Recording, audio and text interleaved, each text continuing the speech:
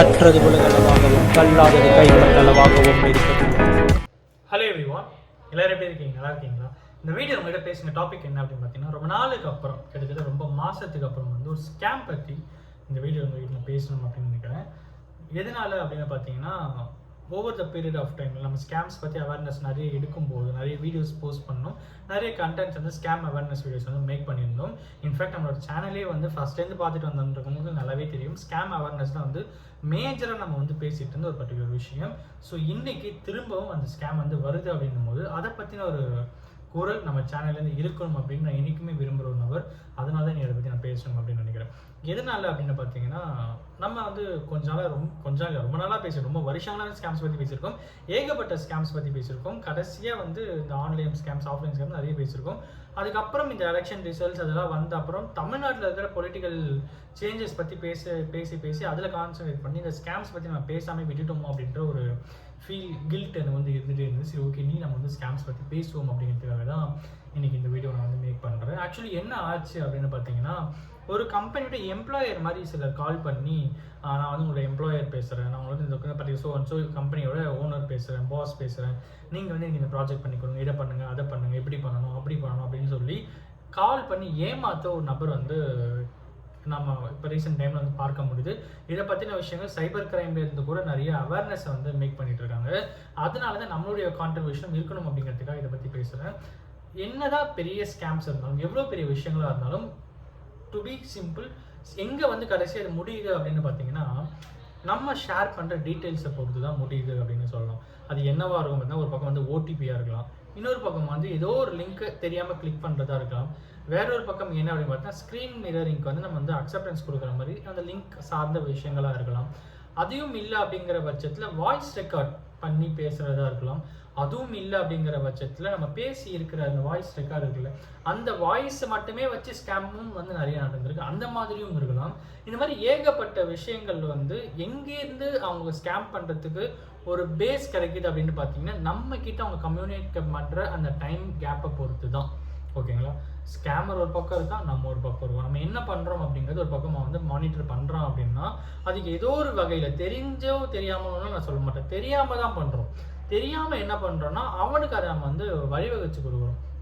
இங்கே தான் நிறைய பேர் வந்து தப்பு பண்ணிட்டு இருக்கோம். அந்த ஸ்கேமர் வந்து நமக்கு ஃபோன் பண்ணுறோம் அப்படின்னா அப்போவே அதை கால் கட் பண்ணுறதா இருக்கட்டும். ஃபஸ்ட்டு ஃபோன் பேசும்போது யார் என்ன வேணும் ஏது அப்படின்னு கேட்டு ஃபஸ்ட்டு கொஸ்டின் இதுதான், யார் புது நம்பர்லேருந்து கால் வருதுன்னா யார், என்ன வேணும் அண்ட் எதுக்கு கால் பண்ணியிருக்கீங்க, இது 3 கேள்வியை ஃபஸ்ட் வந்து கேளுங்க.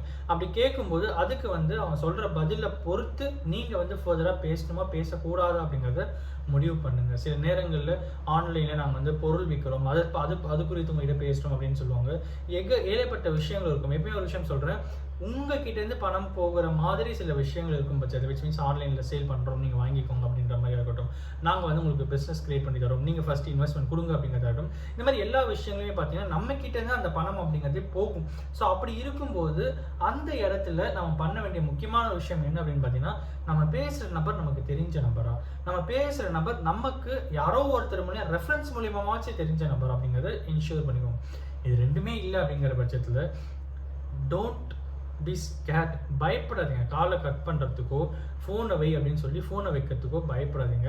சரி, யாரோ ஒருத்தர் பேசிட்டு போகிறாங்க, பேசுறதுனால என்ன ஆகிடுப்போம் அப்படின்னு சொல்லி நீங்கள் கொடுக்குற அந்த ஒவ்வொரு செகண்டோடைய டைம் தான் உங்களை அவன் ஏமாத்துறதுக்கு உங்களை நோக்கி அடுத்தடுத்த ஸ்டெப் எடுத்து வச்சுட்டு வரான் அப்படின்னு சொல்லிட்டு அர்த்தம். ஸோ எவ்வளோ பெரிய ஸ்கேம்ஸாக இருந்தாலுமே சரி, நான் வந்து என்னோடய எக்ஸ்பீரியன்ஸில் கிட்டத்தட்ட ஒரு 4 இயர்ஸாக வந்து நான் ஸ்கேம்ஸை பற்றி பேசிகிட்டு இருக்கேன்னு நினைக்கிறேன். இவ்வளோ எக்ஸ்பீரியன்ஸில் நான் சொல்லணும்னு நினைக்கிற ஒரே விஷயம் என்ன அப்படின்னு பார்த்தா, நம்ம இங்கே ரூம் கிரியேட் பண்ணி கொடுக்கறது தான். ஸோ அதை நம்ம கொடுக்காம ஸ்டாப் பண்ணுற பட்சத்தில் எவ்வளோக்கு எவ்வளோ நாம் வந்து நம்ம அரண் போட்டுக்கிறோம் அப்படிங்கிறத பொறுத்து தான் நம்ம ஸ்கேம் நம்மக்கிட்ட வருமா இல்லையா அப்படிங்கிறது டிசைடே ஆகும். சரிங்களா? யாரோ ஒருத்தர் ஃபோன் கிரெடிட் கார்டு வேணுமா அப்படின்னு கேட்பாங்க. உண்மையாகவே நம்ம கிரெடிட் கார்டு தேவைப்படுறதா இருக்கலாம், பட் யாரோ ஒருத்தர் சொல்லி தான் அந்த கிரெடிட் கார்டு வாங்கணும் அப்படின்னு சொல்லிட்டு அவசியம் இல்லை. உண்மையாகவே அவங்க கிரெடிட் கார்டு கொடுக்க நம்மளுக்கும் இருக்கலாம். எந்த பேங்க்கையும் கேளுங்க, இந்த மாதிரி நான் இந்த பேங்க்லையும் பேசுகிறேன், சரி ஓகே நானே வரேன் நேரில் அப்படின்னு சொல்லிட்டு நேரில் போங்க. ஓகேங்களா? நான் வந்து ஸ்டேட் பேங்க்லேருந்து பேசுகிறேன், நான் வந்து HDFCலேருந்து பேசுகிறேன், நான் வந்து ஆக்சிஸ் பேங்க்லேருந்து பேசுகிறேன். மேஜராக இந்த 3 பேங்க்ஸ் தான் கிரெடிட் கார்டுக்குன்னு சொல்லிட்டு வரும். அப்புறம் கோட்டக் மஹிந்திரா வரும், எஸ் பேங்க் வரும். இந்த மாதிரி முக்கியமான சில பேங்க்ஸ் வந்து ஏர்டெல்லேருந்து வரும்.